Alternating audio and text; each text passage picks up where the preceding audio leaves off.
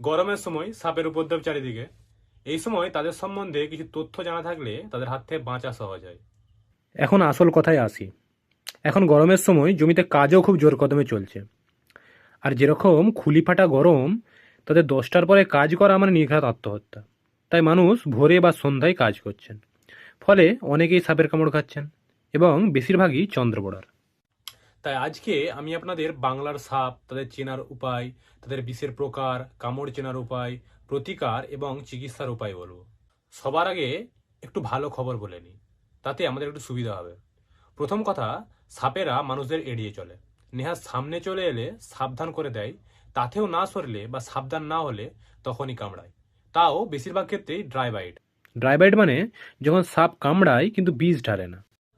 তার কারণ সাপেরা বিষ তৈরি করে শিকার ধরার জন্য এবং হজম করার জন্য। যেহেতু মানুষ সাপের স্বাভাবিক খাবার নয়, তাই মানুষকে কামড়ে সাপ বিষ নষ্ট করতে চায় না। যদিও এর ব্যতিক্রম হলো চন্দ্রবোড়া। এরা কোনো রকম সতর্ক না করেই কামড়ায় এবং প্রায় প্রতিবারেই বিষ ঢালে।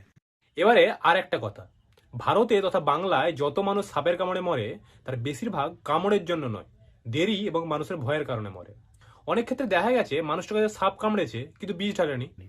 মানুষটা ভয়ে হার্ট ফেল করে মরে গেছে।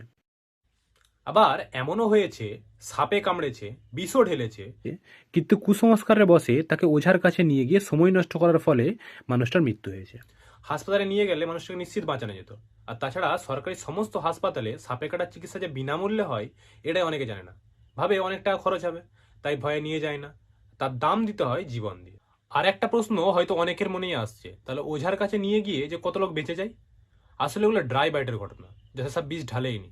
ওকে যদি ওঝার কাছে নাও নিয়ে যাওয়া হতো তাহলেও বেঁচে যেত, অবশ্যই যদি ভয় না পেত। কারণ সেক্ষেত্রে হার্ট ফেল করে মারা যাওয়ার মতো ব্যাপার আছে।